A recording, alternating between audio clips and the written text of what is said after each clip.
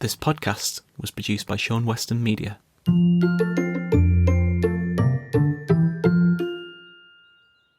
Have you seen that video that's trending right now? I saw that video.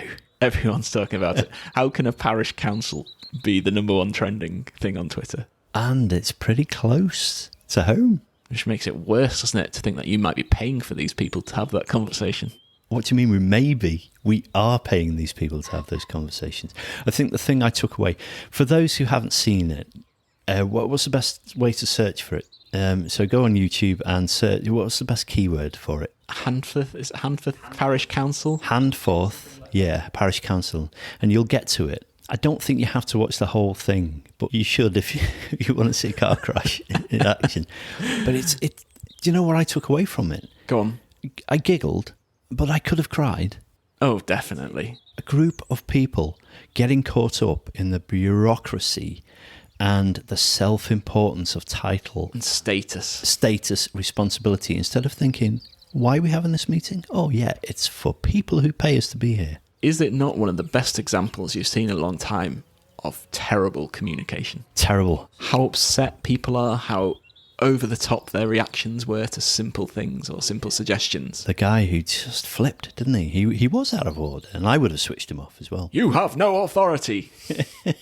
Those words alone are the fact that someone's not allowed to speak because they're not allowed to speak by some poorly written thing. Do you think we have more or less red tape than we used to? It's probably just as bad. I personally think over the last 10 years, businesses have become much more relaxed. But I'm not someone who's worked in local government or government, where I still feel like it'll still be there. The rules are still there. I think you're right. I think humans love hierarchy. I'm not sure it's a particularly British thing. No, I'm sure it's not. I'm sure it's everywhere. You see it in America, don't you? I mean, we've seen... You especially see it in America. You see those, them storming the Capitol and all that sort of thing. And, it always makes me laugh whenever I see Gordon Ramsay on a show in America and it's Chef Ramsay. And I always wonder why that is. And it's a status thing, isn't it? They're showing how important he is. Yeah. And that he's the person who knows what he's doing in that episode. But it does make you giggle, doesn't it? There's nothing relaxed about it or enjoyable. It makes you giggle, but it does make you think, oh, have we not changed? Have we not moved on? How do we change? How do we move on from things like that? How can we as communicators help change that? I think by recognising that it's going on. Because it's automatic, especially in office environments, it's automatic. Someone sits in that office, they are so-and-so. Or you mustn't order a stapler unless you go through so-and-so. Yes. Or you can't ask me that, go speak to your line manager first and then they'll come and ask me. Oh, here's this policy, you need to follow the 86 steps before you can book your holiday. Oh, don't tell me about it. Or a PO order or something. Yes. To actually organise a holiday, I remember it taking so many steps to get 3 folders down to find a Word doc. I don't even use Word. So I had to convert it to something that I used. Then fill it in, then give it to someone else. And then they would give it to someone else to approve it, who then had to... It was madness, absolutely madness. And that could have been available very quickly or shared calendar, like one of those shared... Okay. Yeah. Do you use those? Well, it's a system where you just go in and say, holiday. Not personally, but... They exist, don't they? Tell me they exist. They exist.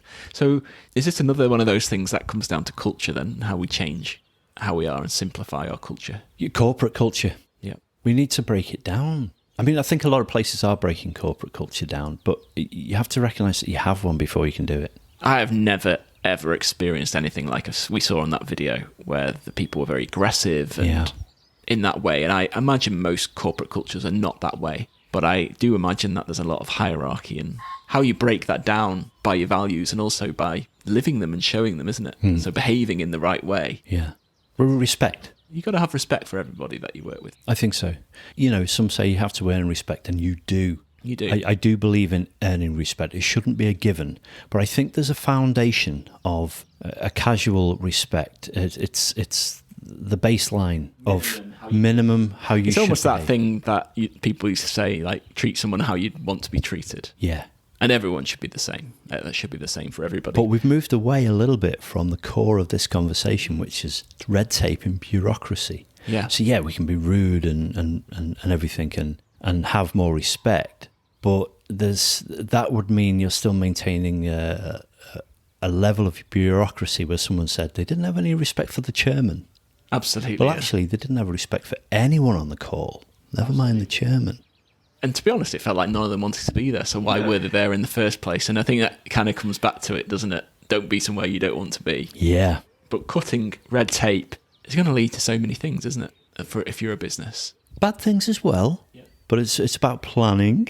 But there's uncertainty, isn't there, when you remove it? Because at least I suppose people can know, say, I'm going to refer to page 16 of XY document. People want a structure. Intense structure removes creativity, doesn't it? So if you want to be a thriving organisation, people got to be able to think for themselves and not feel at risk if they do. Are we talking about Mourinho at Tottenham here? Potentially. About people not being able to express their creative footballing ability? I'm sure it's not just him. I'm sure there are plenty of others in the same boat. Absolutely, yeah.